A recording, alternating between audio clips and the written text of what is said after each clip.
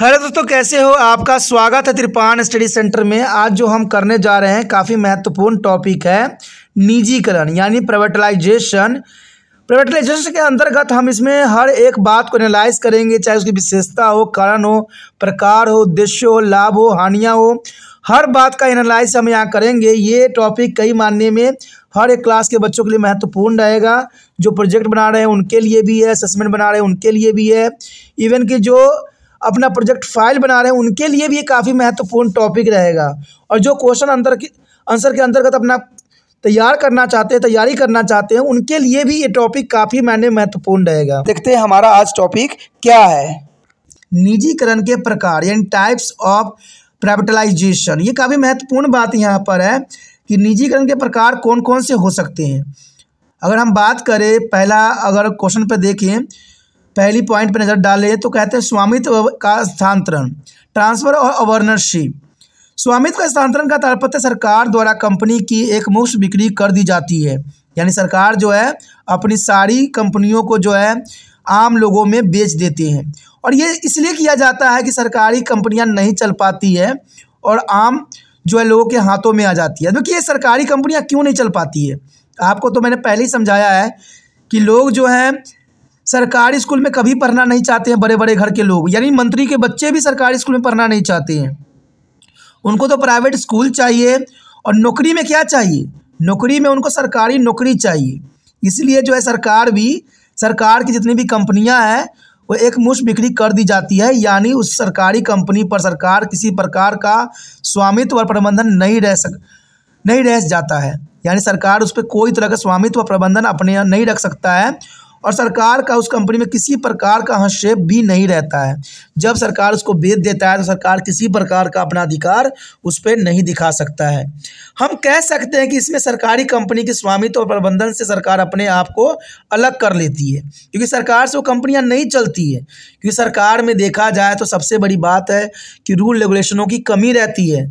सरकार बेशक ये बात पे बल डाले कि सरकार के नियंत्रण में सब चीज़ होती है, लेकिन सरकार को अपनी कंपनियां ही नियंत्रण में नहीं होती है। मैं आपको विश्वास दिलाता हूं, अगर आप किसी भी प्राइवेट सेक्टर में चले जाइए तो वहां आपका सम्मान होगा, लेकिन वही सरकारी सेक्टर में चले जाइए तो आपका जो है वहां तिरस्कार होगा। और ये सच्चाई है। सरकारी लोग तो पता ना अपने आप को क्या समझते हैं, उनके तेवर ही महान होते हैं, क्योंकि उनको पता है उनका तो जॉब फिक्स है।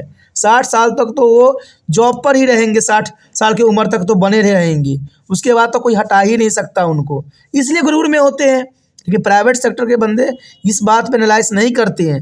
प्राइवेट सेक्टर में ये बात होता है कि कस्टमर जो है भगवान का रूप है, कस्टमर जितना लाइएगा उतना महत्वपूर्ण रहेगा। अगर एक भी कस्टमर के साथ अगर गलत आप व्यवहार करते हो तो जो प्राइवेट कंपनियाँ हैं वो आपको बाहर निकाल देती है। तो ये सब बातें काफ़ी महत्वपूर्ण रहता है। आज लोगों को सबसे महत्वपूर्ण बात होती है कि अगर किसी कंपनी में आप जाते हो तो वहाँ सम्मान से प्यार से बैठाए, तो इससे बड़ी बात कुछ नहीं रहती है। लेकिन लोग तो पहले ही इतना हताश होते हैं, इतने तकलीफ़ों में इन कंपनियों के दरवाजे खटखटाते हैं, विभागों के दरवाजे खटखटाते हैं, और वहाँ पर उनकी बेरुखी सुन के ही दिमाग ख़राब हो जाता है। कहते हैं अगर आप कोई कक्षा में भी पढ़ते हो या कहीं भी जाते हो, कुछ टीचर से भी बात करते हो, सरकारी टीचर से, तो इतना बेरुखी बात करते हैं कि मत पूछो। कहते हैं बहुत से ऐसे यूनिवर्सिटी भी है जहाँ पर कोई काम करवाने चले जाओ तो इतनी बेरुखी और इतनी भद्दे विचारधारा से बात करते हैं कि मन नहीं करता कि इस जगह पर दोबारा हम पैर रखें, क्योंकि पता नहीं किस बात की तेवर दिखाते हैं। कहीं इनका ये तेवर तो नहीं होती कि हम जो है 60 साल की उम्र तक यहाँ पक्के बन के रह गए हैं। तो सरकार सही कह रही है कि प्राइवेटाइजेशन करना सबसे महत्वपूर्ण होता है, इससे लोगों का गरुड़ भी टूटेगा। और विदेशों में देखिए, विदेशों में काम की जाती है, वहाँ पर हर चीज़ जो है प्राइवेट कर दी गई है, जिससे लोग वहाँ के कद्र समझते हैं। समय का कद्र होता है, पैसों का कद्र होता है, लेकिन भारत में जो है समय का कद्र नहीं होता है। लोग जो है आलस्य वाला जीवन जीने लग गए हैं। तो यही स्वामित्व का हस्तांतरण यहाँ पर भारत सरकार ने हर क्षेत्रों किया है, लेकिन इस पर कोई तरह के उनका स्वामित्व और प्रबंधन जो है भारत सरकार का नहीं रह जाता है। उसके पश्चात देखें तो विनिवेश यानी इन्वेस्टमेंट काफ़ी महत्वपूर्ण है। विनिवेश कहते हैं, विनिवेश मतलब लगाया गया पैसा वापस लेना। तो ये बहुत काफ़ी महत्वपूर्ण है विनिवेश, कि लगाया गया पैसा को जो है वापस लिया जाता है। इसके अंतर्गत किसी सरकारी कंपनी की जो है परफॉर्मेंस में सुधार करने के लिए किया जाता है, जिसमें सार्वजनिक क्षेत्र के उपक्रम, सरकारी कंपनी के हिस्से यानी शेयर को निजी क्षेत्र को बेचकर निवेश किया जाता है। यानी सरकारी कंपनियों के जितने भी होते हैं शेयर, उनको निजी कंपनियों को बेच दिया जाता है। विनिवेश का मतलब किसी कार्य में लगाई गई पूंजी वापस लिया जाता है। इसमें भारत में मुख्य रूप से किसी कंपनी की जो है परफॉर्मेंस अर्थात कार्य की गुणवत्ता सुधारने के लिए यह किया जाता है। कोई कंपनी अगर सरकारी डूबने लग जाती है तो सरकार इसको प्राइवेट हाथों में बेच देती है, क्योंकि सरकार के हाथों में ये कंपनी नहीं चल पाती है। कहते हैं विनिवेश यानी जब सरकार योजनाबद्ध तरीके से कुछ गैर जरूरी क्षेत्रों को, सार्वजनिक इकाइयों के कुछ हिस्से निजी क्षेत्र को बेच देती है। आपने देखा होगा, इसका सबसे अच्छा एग्जाम्पल बता दूंगा मैं कि भारत में रेल विभाग को जो है भारतीय सरकार संभाल नहीं पाई, तो इसको जो है सारे के सारे जो क्षेत्र हैं वो प्राइवेट क्षेत्रों को बेच दिया गया। आज देखा जाए तो बड़े बड़े कंपनियां, प्राइवेट कंपनियां जो है रेल को संभाल रखे हैं और किराया दिन प्रतिदिन बढ़ाते चले जा रहे हैं। और लेकिन एक बात भी साफ देखने को मिला है कि काफ़ी जो रेल में जो है सुधार भी की गई है। क्या ये भारत सरकार खुद नहीं कर सकती थी? भारत सरकार को पता है कि जब इतने बड़े एजेंसियां हैं, इतने लोग कार्यरत हैं, तो कार्य क्यों नहीं करते? वही प्राइवेट के हाथ में जाने से वो कार्य कैसे हो जाता है? ये बहुत बड़ा प्रश्न उठता है और मुझे भी ये प्रश्न पूछने का अधिकार है, क्योंकि कहते हैं ऐसा होना नहीं चाहिए।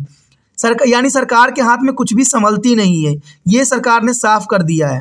तभी तो जितने भी रेलवे हैं या जितने भी पुलिसकर्मी हैं, सबको जो है प्राइवेटलाइजेशन करने में लगी हुई है। शायद सरकार से संभलती नहीं है, क्योंकि सरकार देखा जाए तो अपने ही कार्य में लिप्त रहती है। सरकार इन कंपनियों को पूंजी को आमंत्रित करती है और समय के साथ इनकी स्थिति को सुधारने का प्रयास भी करती है। सरकार द्वारा इन कंपनियों को शेयर बेचने का मुख्य उद्देश्य वित्तीय अनुसंधान में सुधार और आधुनिकीकरण यानी finance disciplinise reform and the modernisation की सुविधा देना होता है। यानी देखा जाए तो सरकार यहाँ पर सक्षम नहीं है, क्योंकि कहते हैं सरकार कंपनियों को अगर ढंग से चलाए तो ये चल सकती है।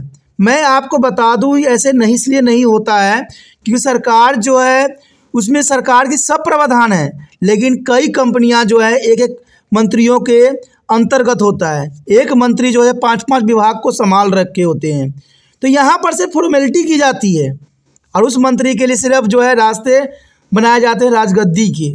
अब देखिए एक मंत्री जो है कई कई विभागों को संभालना, क्या ऐसा हो सकता है? लेकिन ये भारत में ऐसा होता है।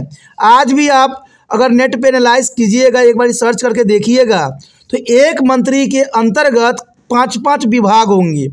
अरे भाई, जब 5-5 विभाग एक मंत्री को आप दे रहे हो तो कहाँ से संभलेगी, कहाँ से व्यवस्था हो पाएगा? मंत्री जी के क्या 50 हाथ होते हैं? संभव ही नहीं है।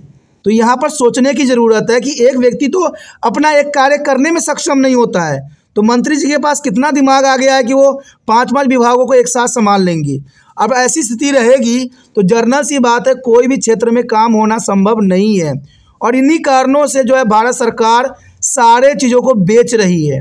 और मुझे तो ऐसा लगता है कि सरकार को इसमें भी राजनीति है। राजनीति की ये होती है कि प्राइवेट कंपनियों को ये फ़ायदा पहुंचा रही है और आम गरीबों को लूट रही है। आप सोचिए कैसे। देखिए, जब इलेक्शन होता है तो प्राइवेट कंपनियां जो है सरकार को धन देती है, खुला धन देती है, क्योंकि आपको पता है इलेक्शन में प्रचार में अरबों रुपया जो है पानी की तरफ बहाया जाता है और कोई सरकार के पास साल भर अगर कमाएगी भी फिर भी अरबों रुपया नहीं आ सकता है। और ये फ़ायदा प्राइवेट कंपनियां ही करती है। प्राइवेट कंपनियां दे देने से कंपनियां क्या होती है, जैसे रेलवे ही प्राइवेट कंपनियों को उन्होंने दे दिया है। अब ये क्या करेंगे, थोड़ा सुविधा तो दिखाएंगे, लेकिन आपसे जो है दुगना रुपया वसूलेंगे और सरकार का इसमें कोई हाथ नहीं होगा। सारे प्राइवेट कंपनियां आपसे मनमर्जी पैसा वसूलेंगे और आपको जितना हो सकता है उतना लूटेंगे। तो समझ गए ना, इसमें कहीं ना कहीं सरकार का ही फ़ायदा होता है। तभी तो एक बात मुझे आज तक समझ में नहीं आया कि एक मंत्री के अंतर्गत 5-5 विभाग, 4-4 विभाग, 3-3 विभाग देने का क्या मतलब उठता है सरकार को? क्या सरकार के समझ नहीं है कि एक चीज़ तो कार्य करना उनके लिए दुष्कर्म होता है? 5-5 कंपनियां कैसे संभाल सकती है? इसलिए भारत सरकार में देखा गया है कि भारत सरकार ने सभी जगहों को प्राइवेटलाइजेशन कर दिया गया है। करेंगे क्यों नहीं? क्योंकि आप तो काम बहुत महान कर रहे हो। तो ये सब बातें यहाँ पर आ जाती है। देखा जाए तो ऐसी कंपनियां हैं जो NTPC यानी national thermal power corporation, NTPC air India company और देखा जाए तो ONGC आदि, इनमें सरकार द्वारा निवेश किया गया जरूर है।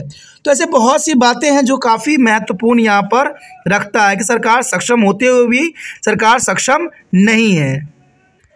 उसके पश्चात हमारे समक्ष आता है अविनियम यानी डिरेगुलेशंस, काफ़ी महत्वपूर्ण है। देखा जाए तो सरकार अर्थव्यवस्था को कई क्षेत्रों को अपने नियंत्रण में रखती है। सरकार जो है जिसमें फ़ायदा होती है उन क्षेत्रों को अपने नियंत्रण में रखती है, यानी इन क्षेत्रों में निजी व्यापारियों के लिए प्रतिबंधित होते हैं। यानी इन क्षेत्रों में देखा जाए तो ये काफ़ी महत्वपूर्ण रहता है कि इन क्षेत्रों में निजी व्यापारियों के लिए प्रतिबंधित होते हैं।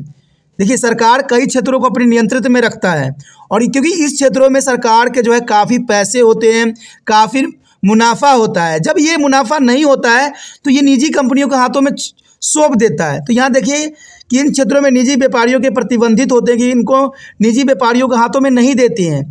और ये क्षेत्र जैसे परमाणु ऊर्जा क्षेत्र हो, रेल, रक्षा, न्यूक्लियर पावर, रेल डिफेंस से जुड़े या क्षेत्र आदि। अब देखिए, इसमें मैं आपको पहले ही कह चुका हूँ कि रेल के जो है कई क्षेत्रों को सरकार ने प्राइवेट कर चुकी है, क्योंकि उसमें उनको फ़ायदा नहीं दिखा। जहाँ उनको फ़ायदा दिखता है, जहाँ से उनको मुनाफा आती है, उन्हीं कंपनियों को, उन्हीं क्षेत्रों को जो है ये अपने अधीन रखते हैं, नहीं तो वो जो है प्राइवेट सेक्टरों को बांट देते हैं। इसके द्वारा सरकारी निजी क्षेत्रों को कुछ प्रतिबंधित क्षेत्र से व्यापार करने की अनुमति भी देती है और इस विनियम नीतियों के कारण व्यापार कुछ सीमित क्षेत्र से सरकार का एकाधिकार कम होता चला जा रहा है। अब जर्नल सी बात है, सरकार अपने क्षेत्र को छोड़ेगी तो उनका जो है एकाधिकार जो है धीरे धीरे ख़त्म भी हो जाएगी। आज के समय में देखा जाए तो सरकार कम आज देश को चला रही है, बड़े बड़े कंपनियां देश को चला रही है और ये बहुत बड़ा संकट का सबब हो सकता है आने वाला समय में। कहते हैं भारत से जो दूसरे देशों से अंग्रेज आए थे वो भी एक तरह के व्यापारी थे और व्यापारी के हाथ में धीरे धीरे पूरा भारत चला गया था। आज भी वही हो रहा है कि आज कुछ उद्योगपतियों के हाथों में पूरा भारत जो है भारत सरकार सौंपती चली जा रही है और कहीं ऐसा समय न आए कि ये बड़े बड़े कंपनियां जो है भारत को अपने इशारों पर नाचाने लग जाए, अपने इशारों पर चलाने लग जाए, क्योंकि यही होने वाला है। कहते हैं अंग्रेज भी भारत में इसी तरह व्यापार करने आए थे और व्यापारी थे और आज भी हम उद्योगपतियों को जो है अपने देश के बहुत ही महत्वपूर्ण क्षेत्रों को जो है उनके ऊपर सौंप रहे हैं। तो ये कहीं ना कहीं भारत सरकार की बहुत बड़ी जो है लापरवाही है।